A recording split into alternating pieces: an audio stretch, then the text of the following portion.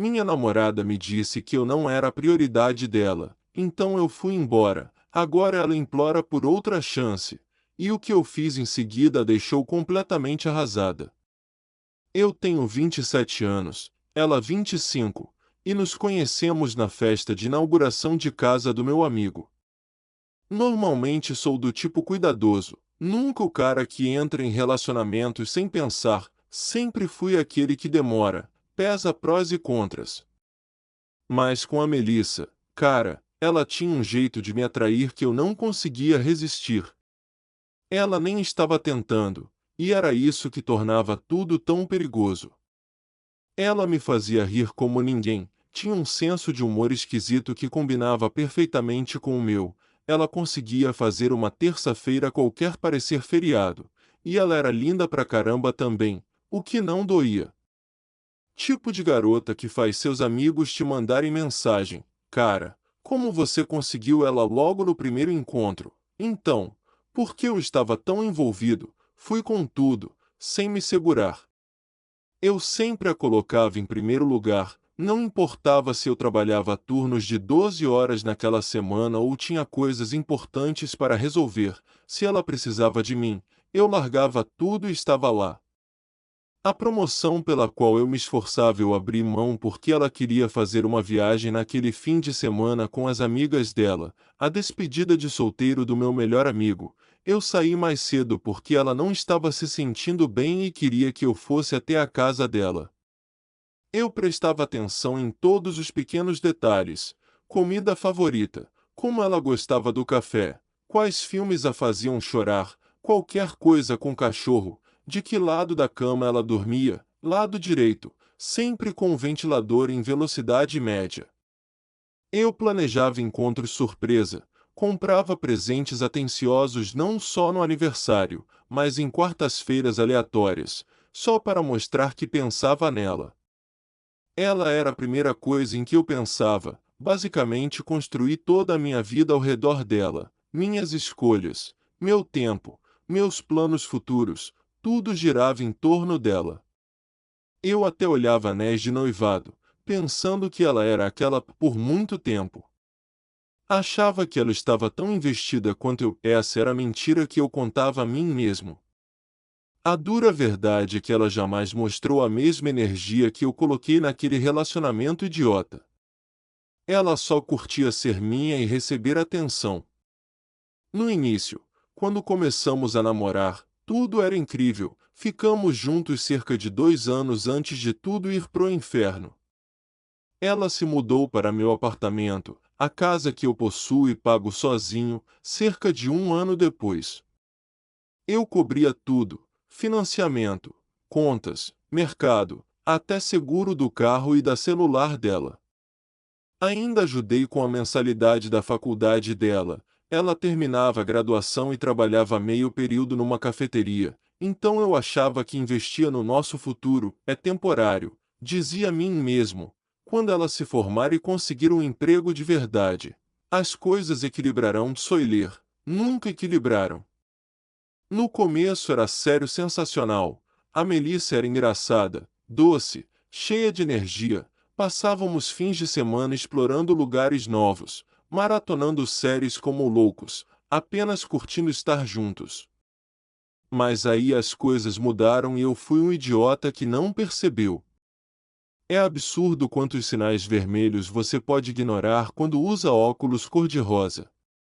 Tipo o fato de ela nunca oferecer para pagar nada, mesmo depois que os pais mandavam dinheiro, ou como ela falava da casa e da cozinha dela quando eu era quem pagava tudo, ou como fazia comentários sobre meus amigos serem chatos e meu trabalho ser muito corporativo, enquanto gastava feliz o dinheiro desse mesmo trabalho corporativo. O pior, ela adorava contar a todo mundo que eu era o melhor namorado do mundo. Postava legendas quilométricas no Instagram dizendo como eu era sortudo, mostrando presentes que eu dei e viagens que paguei. As amigas dela me achavam incrível, os meus amigos achavam ela incrível, todo mundo pensava que éramos o casal perfeito. Mas a verdade acontecia a portas fechadas e eu era cego demais para ver. Eu inventava desculpas para ela quando ela desmarcava os planos com minha família para sair com as amigas. Dizia a mim mesmo: ela é independente. Quando gastava centenas em roupas e esquecia de ajudar no mercado, eu pensava: ela ainda está aprendendo a lidar com a vida adulta. Quando revirava os olhos para coisas importantes para mim, convencia-me de que tínhamos interesses diferentes. Eu inventava desculpas porque não queria encarar a verdade. Talvez, só talvez, eu a amava muito mais do que ela me amava. E o pior é que ela não era nenhum tipo de vilã maquiavélica, não estava desenhando bigode de vilã nem planejando usar meus recursos. Ela simplesmente pegava e eu dava repetidamente, virou a nossa dinâmica. Ela esperava que eu desse tudo, e eu não esperava nada em troca. Essa é a parte distorcida do amor. Às vezes você convence a si mesmo de que era assim que tinha que ser. Mas os sinais não eram exagerados, não eram bandeiras vermelhas berrando na minha cara, eram pequenas coisas que eu escolhi ignorar porque não queria encarar a realidade de que eu era um trouxa. No começo, Melissa começou a se afastar, não de forma óbvia, só coisas pequenas que eu deixava passar. Ela parou de esperar eu chegar para jantar, mesmo eu mandando mensagem dizendo que estava voltando do trabalho. Ou ficava grudada no celular o tempo todo que estávamos juntos, rindo de mensagens de terceiros sem dar atenção ao que eu dizia. Eu falava do meu dia e ela nunca tirava os olhos da tela. Depois ela começou a sair muito, 3 ou 4 vezes por semana. Dizia que ia encontrar as amigas ou tinha grupo de estudo e eu não pensei muito no início, quer dizer, ela tinha direito à vida dela, certo? Não sou nenhum babaca controlador, mas virou padrão. Fins de semana, noites aleatórias em que eu chegava cansado depois de 10 horas de trabalho, pronto para ficar com ela, e encontrava a casa vazia e sair com as amigas. Não espere, pela metade da mensagem. Quando ela chegava, ou estava no celular ou ia direto para a cama dizendo estar exausta sem perguntar como foi meu dia, sem abraço, sem amor, nada. O mais vazio, eu continuava fazendo tudo em casa também: cozinhar, limpar, lavar roupa, fazer mercado, pagar todas as contas, enquanto ela morava de graça, sem lidar com contas, fazendo o que bem entendia quando queria, e eu simplesmente deixava. Tentei falar uma vez, mantive a calma, contei que sentia falta de conexão, e ela descartou tudo com só preciso de um tempo para mim. Você está pensando demais. Pensando demais, eu trabalhava feito um condenado para sustentar nós dois, e de alguma forma, eu era o problema por querer conexão. Não quis parecer carente ou controlador, então larguei o assunto como um idiota. Piorou daí. Acordava no sábado e ela já tinha ido embora, mandava mensagem horas depois dizendo que estava com as amigas ou dava uma desculpa vaga.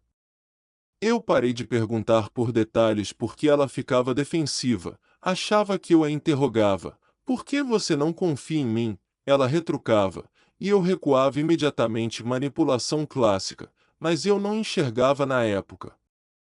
Ela nunca fazia nada por mim, nem parecido com o que eu fazia por ela. Eu planejava encontros atenciosos e ela dizia, que fofo, mas nunca retribuía.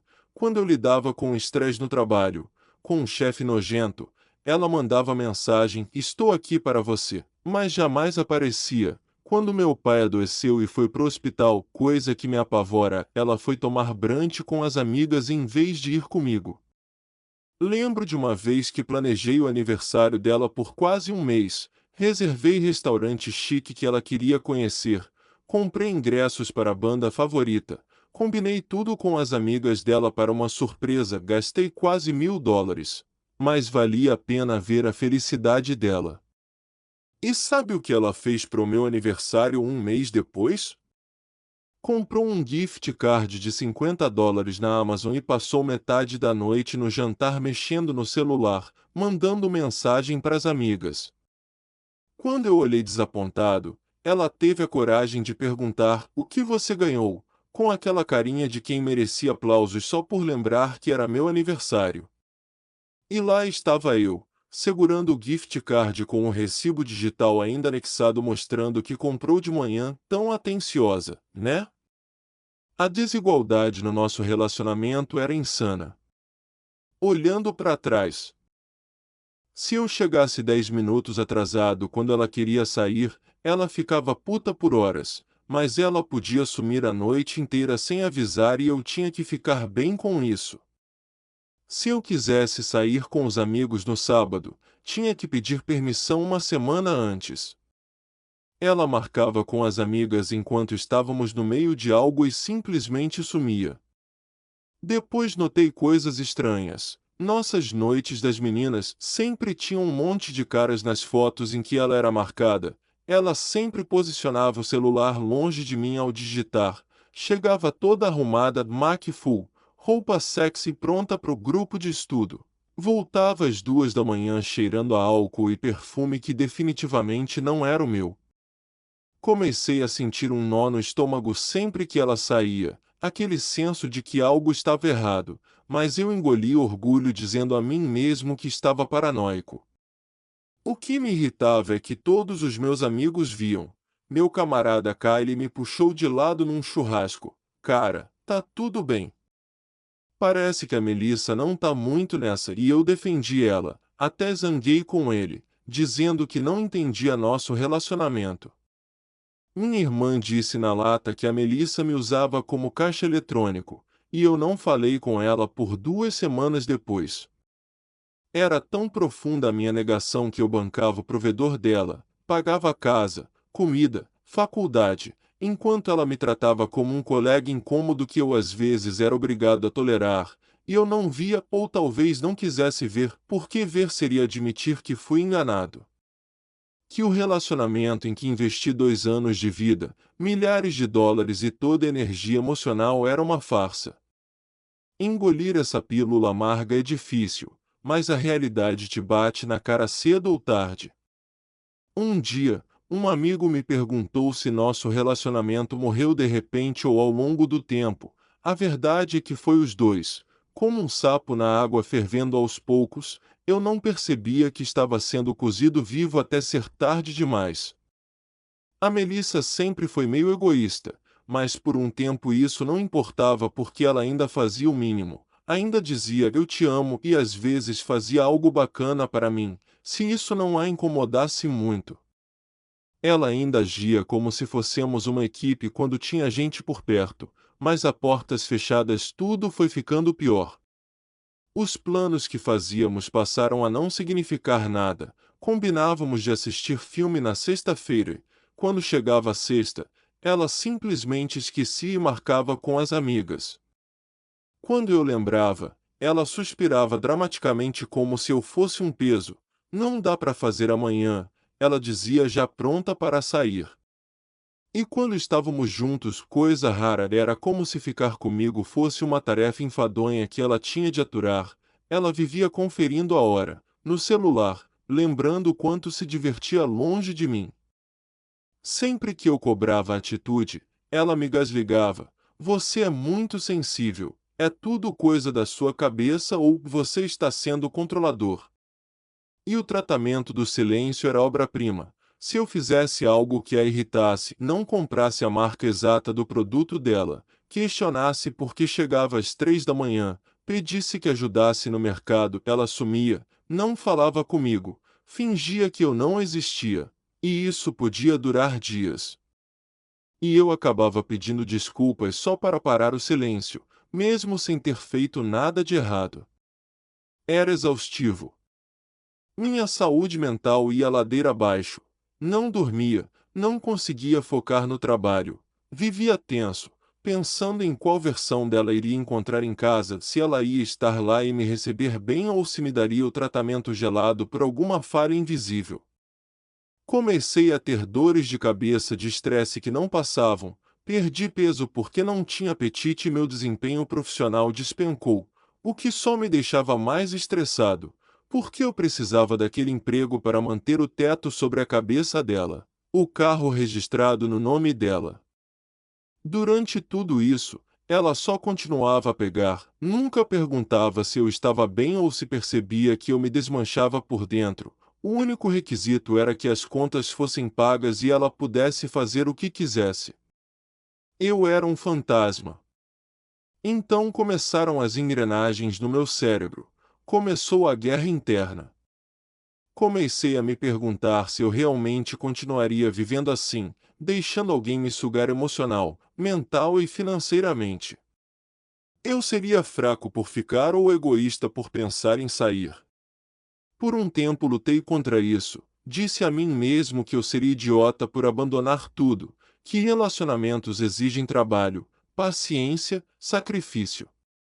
Mas até o homem mais forte só aguenta carregar peso morto até afundar. E eu estava farto de me afogar, já estava fora de mim, só meu corpo ainda não tinha percebido. Então, comecei a pensar no plano de saída. Como sair sem destruir tudo? Começava puxando aos poucos ou arrancava o band-aid de uma vez e ia embora? Será que ela sequer se importaria ou só meu orgulho doeria?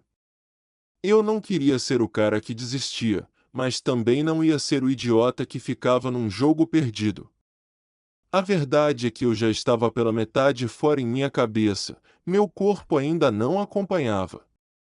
E então veio a noite que me empurrou pro resto da jornada. Não foi nenhuma briga dramática, nada de pegá-la no flagra, não rolou gritaria nem portas batendo e embora. Se tivesse de apostar, acho que a traição estava rolando. Mas não. O que me abriu os olhos foi algo pequeno, simples, mas que acertou mais forte do que qualquer tapa. Era o tipo de momento que não só dói, mas marca. Era sexta-feira à noite, eu tinha ralado a semana inteira, noites tarde no escritório, encerrando o projeto gigantesco. Eu estava exausto, nem era a palavra, mas não ia me jogar no sofá feito alguém derrotado. Não, eu tinha um último movimento a fazer, não buscava tempo de qualidade, queria virar o jogo sem dizer diretamente que já havia me desligado mentalmente daquele relacionamento. Entrei em casa por volta das 6, larguei as chaves no balcão e ouvi a música dela estrondando no quarto. Já sabia o que significava. Ela estava se arrumando para sair de novo. Mais uma noite com as amigas, que, pelas fotos do Instagram, incluíam uns caras aleatórios. Terceiro fim de semana seguido. Terceira vez que eu ficaria sozinho em casa feito segundo plano. Bati uma vez na porta do quarto e a empurrei. Ela estava de pé, só de calcinha, em frente ao espelho, passando maquiagem como se fosse desfilar numa passarela. Normalmente eu daria um segundo para apreciar a visão, mas naquela noite não estava ali para admirar nada. Oi, disse, tom casual, só mais um cara querendo passar a noite em casa, né? Pensei em ficarmos juntos hoje, pedir um delivery, ver um filme, só relaxar. Faz tempo que não temos uma noite a sós. Dela nem olhou, não pausou, não tremelicou, continuou passando rímel como se eu não estivesse ali. Não posso prometer para as meninas que encontro com elas na casa da Ashley. Vamos naquela balada nova no centro depois da reunião com as garotas, sempre as garotas. Engraçado como as garotas dela tinham mais amigos homens nas fotos do que uma república de faculdade. Mantive tom calmo, postura relaxada, encostado no batente da porta como se tivesse todo o tempo do mundo. Pensei que talvez você quisesse passar um tempo comigo. Mal nos encaramos a semana toda. Chego em casa e você some ou já vai embora. Ela finalmente me olhou no espelho. Um lampejo de irritação nos olhos. Não é culpa minha você trabalhar tanto, e lá estava, aquela farpa.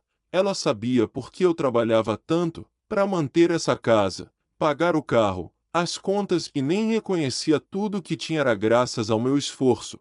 Mas claro, só tem a ver com o seu trabalho. Balancei a cabeça devagar e deixei o silêncio pesar um segundo. Relacionamento requer esforço também.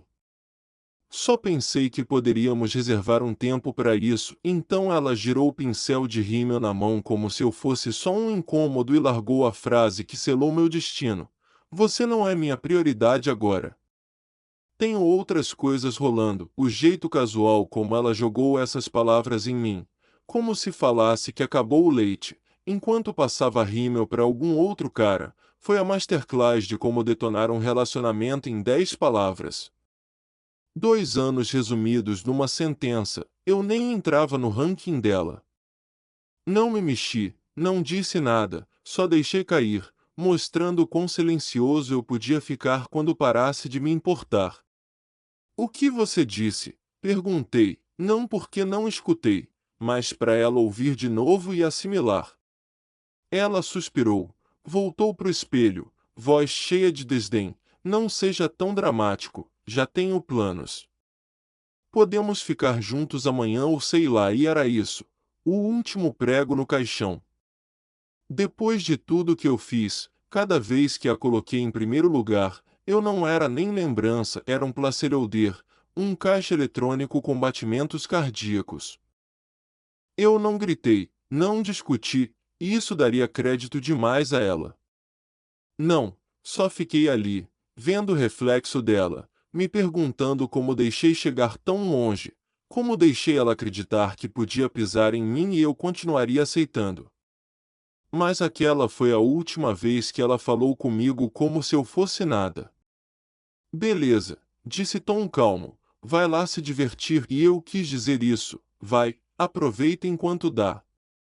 Por que o cara na sua frente já se foi? Ela respondeu sem notar meu tom. Continuou passando maquiagem como se falássemos sobre o tempo e não o fim do nosso relacionamento. Saiu uns 20 minutos depois, nem falou tchau direito, só gritou até mais quando a porta bateu forte. Eu fiquei na cozinha, ouvindo o carro dela sair, e senti uma calma estranha me invadir, como se algo finalmente tivesse se encaixado. Abri um refrigerante e sentei no sofá, só pensando, revisitando os últimos meses na cabeça, todas as vezes que ela me deixou de lado, todas as noites das garotas que misteriosamente incluíam caras que eu jamais conheci, todas as vezes que me senti segundo plano no meu próprio relacionamento. Peguei o celular e abri nosso histórico de mensagens. Foi revelador, páginas e páginas de mim checando como ela estava, perguntando do dia, dizendo que sentia saudade, fazendo planos. As respostas dela eram sempre curtas, muitas horas depois, frequentemente cancelando ou alterando o que havíamos combinado. Eu mandava mensagens enormes oferecendo apoio e amor quando ela passava por algo. Ela respondia com um obrigado ou um emoji de joinha. Tudo ali em branco e preto, evidências de que ela não dava a mínima, tinha estado no meu bolso o tempo todo. Frustrado, travei o celular e joguei no sofá. Mas o tédio me trouxe de volta. Abri o Instagram, rolando histórias sem pensar, tentando anestesiar a frustração ardendo na pele. Vi uma amiga dela postando clipes da noite, luz baixa, música alta, gente rindo e bebendo, dançando agarrados. Meu polegar pairou e eu deslizei para cima, mandei mensagem casual. Melissa tá se divertindo, sem emoção, sem acréscimo, só uma pergunta simples. Minutos depois, a amiga respondeu: sim, tá ótima, curtindo a noite. Tudo certo, deixei em visto. Então postaram outra história, e lá estava ela, Melissa dançando agarrada a um cara de camisa aberta até a cintura, rindo com o braço no pescoço dele como se não tivesse namorado em casa, como se não tivesse alguém pagando as contas dela, cobrindo a faculdade e mantendo um teto para ela. E foi aí que a chave virou. Travei o celular, joguei na mesa de centro e me recostei, deixando tudo afundar. Não ia brigar, não ia inundar o celular dela de mensagens, nem fazer confronto dramático. Qual seria o ponto? Ela já fizera sua escolha bem antes daquela noite, só me restava fazer a minha. Umas horas depois ouvi a chave girando, ela entrou rindo de algo no celular, sem preocupação. Divertiu-se? Perguntei calmo. Ela quase derrubou a bolsa. Meu Deus, me assustou, ela riu, forçado. Estava um desastre, maquiagem borrada, cabelo bagunçado. Por que tá aí no escuro feito um louco? Eu dei de ombros. Só pensando, ela foi até o quarto, me dispensou como sempre, pareceu jogar algo por cima do ombro, e eu a vi se inclinar no sofá, braços esticados no encosto, relaxada. Aquele tipo de calma que vem quando você já decidiu. É fácil perder o respeito por alguém, disse sem amargura, só fato. Ela parou, confusa. O que você quer dizer? Eu não me movi, não pisquei, nada, só observei. Ela suspirou impacientada. Pode parar com isso agora? Tô cansada e bêbada, só quero dormir. É. Imagino, disse, levantando a voz calmo mas afiado. Todo esse exercício de social deve estar cansando você. Ela congelou, confusão nos olhos. Do que você tá falando? Sorri. Você sabe do que eu falo. Melissa, ela abriu a boca para mentir. Vi a expressão pronta para o só diversão, só amigas. Mas não dei chance, não precisava de desculpas, de lágrimas de mentira ou pedidos de desculpas fracos. Não tô afim de histórias. Vai para a cama, hesitou como se esperasse que eu iniciasse briga. Ela sabia que fazia algo errado, mas não haveria luta. Ela não merecia mais minha energia. Depois daquela noite, cortai o cordão de vez, fui fantasma na minha própria casa. Não desperdicei mais energia com quem já mostrará onde eu estava no ranking dela. Mensagens durante o dia zeradas, pedindo sobre a aula dela, pegando snacks favoritos, fazendo jantar, dobrando roupa, perguntando onde ela ia ou quando voltava para quê, se eu não era prioridade? Ela certamente não era mais a minha. Mas não parei aí, comecei a cortar todos os fios que a ligavam à vida que eu bancava. Entrei em todas as contas dela, seguro do carro, conta do celular, serviços de streaming, adeus. Cortei o benefício limpo, nada de Uber grátis, nada de noites de bebedeira financiadas, nada de compras sem fim, enquanto ela agia como solteira na rua e me tratava como segundo plano em casa. Parcelamento da faculdade? Cancelado. Queria independência? Ela ia ter no começo, ela nem percebeu. Estava muito imersa no mundinho dela para notar que seu mordomo particular e bancário tinham tirado folga. Mas, depois de uma semana, ela sentiu a mudança, reparou que o homem que antes girava o mundo dela parara de orbitá-la. Olhares sutis primeiro, confusos, buscando entender o que havia de errado, mas sem conseguir definir. Você anda muito quieto, ela disse certa noite, sentada na ponta do sofá, olhos indo do meu rosto ao celular. Eu dei de ombros sem olhar. É? Algo errado. Deixei o silêncio pairar e então olhei para ela, calmo e imperturbável. Nada que seja prioridade sua. As sobrancelhas dela franziram. O que isso quer dizer? Incline ligeiramente a cabeça com um sorriso. Quer dizer exatamente o que parece. Se não é prioridade sua, por que se importar? Os olhos dela se abriram quando caiu a ficha. Eu devolvi as próprias palavras a ela, e doeram mais do que ela esperava. Você ainda tá chateado com aquilo? Foi só um comentário, não quis dizer nada. Claro, respondi me levantando. Como você diz, tudo bem, né? E saí do cômodo. Completamente indiferente, deixando-a sentada ali, desconcertada. Nos dias seguintes, mantive a pressão, ou melhor, tirei a pressão. Eu estava presente fisicamente, mas desligado mentalmente. Ela tentava puxar papo. Eu respondia com palavras geladas. Sugeria sairmos. Eu encolhia os ombros. Não, tô culpado. Ela perguntava se eu estava bravo. Eu dizia, não, só respeitando suas prioridades. Quando ela finalmente notou que a conta do celular dela não foi paga, que o seguro do carro ligou pedindo contato comigo, que não conseguia acessar o Netflix dela porque eu tinha tirado a conta, ela ficou em silêncio, confusa. O tipo de confusão que aparece quando alguém percebe que a rede de segurança que dava por garantida sumiu. Vê-la se debater foi quase divertido, a confusão virou frustração, a frustração virou desespero. Ela não estava acostumada a ser ignorada, a não ser o centro do meu universo. Quanto mais eu me afastava, mais ela tentava alcançar. Enquanto isso, eu foquei em mim.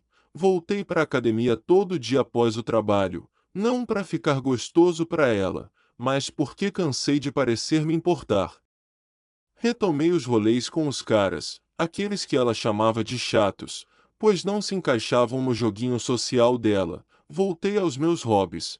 Passei as noites fazendo o que eu bem entendia. Pela primeira vez, eu não vivia mais para ela, vivia para mim e, cara, deu tão certo.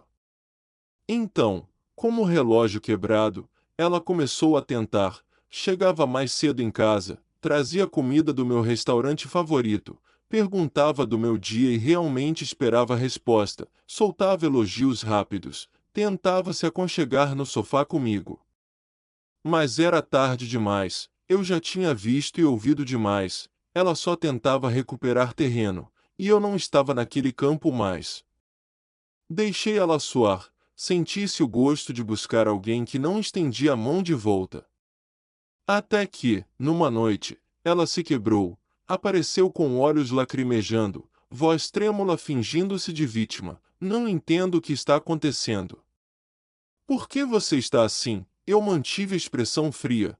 Você deixou claro, Melissa, eu não sou sua prioridade. Tem outras coisas no seu radar, então agora eu foco nas minhas prioridades. E, honestamente, você não é uma delas. O rosto dela desabou num choro feio, quando percebeu que o controle escorregava dos dedos. Ela gaguejou desculpas rasas. Eu não quis dizer assim, estou estressada. Não pensei, eu te amo, mas eu não comprei. Só fiquei ali vendo ela se despedaçar por dentro enquanto eu sentia nada, apenas a clareza fria de quem entende que não vai se afogar naquele choro de novo. Naquele momento, o plano fechou, não ia brigar, ia deixá-la chorar, pensar que ainda dava para consertar, e então sumiria em silêncio, limpamente. Ela não valia o drama. Ela quis ser opção? Eu mostraria como é quando essa opção simplesmente desaparece. No dia seguinte, acordei às 5, arrumei minhas coisas e saí enquanto ela ainda roncava. Ao nascer do sol, eu estava fora sem bilhete, sem explicação, só um texto. Você não precisa mais se preocupar em me tornar prioridade. Eu parti e desapareci. Ela encheu meus telefones de chamadas e mensagens, mas eu não respondi. Silêncio é ouro, e era hora dela aprender isso. Primeiro vieram as acusações. Você tá me levando a sério? Isso é dramático e infantil, sim. Infantil é pensar que eu ficaria depois de ser tratada como missão secundária. Então há desespero. Vamos conversar. Por favor, não faça isso. Eu não respondi. Blackout. Depois fiquei uns dias na casa do Kyle, arrumei apartamento novo, fui fantasma total, troquei senhas, cortei cartão de crédito dela e avisei os pais. Tutela agora é problema de vocês. Foi como apagar arquivos antigos do HD, limpeza necessária, libertadora. Sem mais drenar energia num relacionamento unidirecional. Um mês depois, soube por amigos que ela mergulhou no caos, atrasou parcelas do carro, abandonou a faculdade, virou gente de sofá em sofá. Os pais mandaram ela amadurecer antes de voltar para casa. Eu não senti nada. 4 meses depois, ela apareceu no meu novo endereço. Não faço ideia como conseguiu. Parecia um zumbi, magra, exausta, toda a confiança flex que ela ostentava sumida.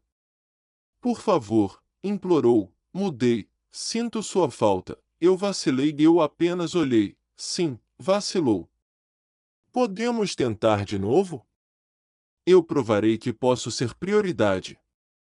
Prioridade, repeti inclinando a cabeça, fingindo confusão. Do que fala, Melissa?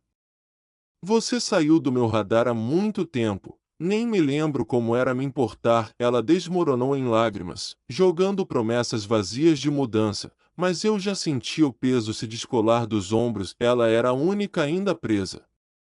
Você devia ir, disse calmo, quase entediado. Não há mais nada para você aqui. Não mais. Fechei a porta.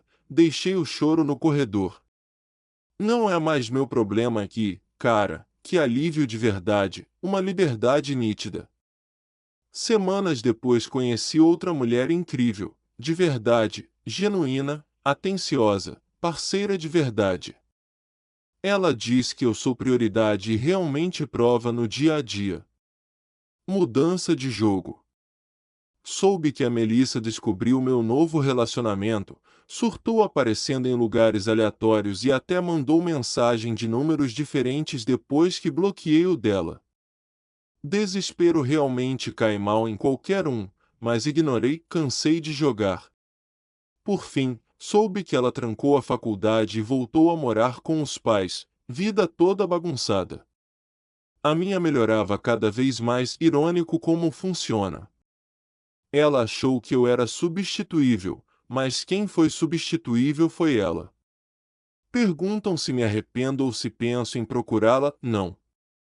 Sair foi a melhor decisão da minha vida, porque quando alguém mostra que não se importa, a gente acredita e faz questão de garantir que essa pessoa não seja mais seu problema.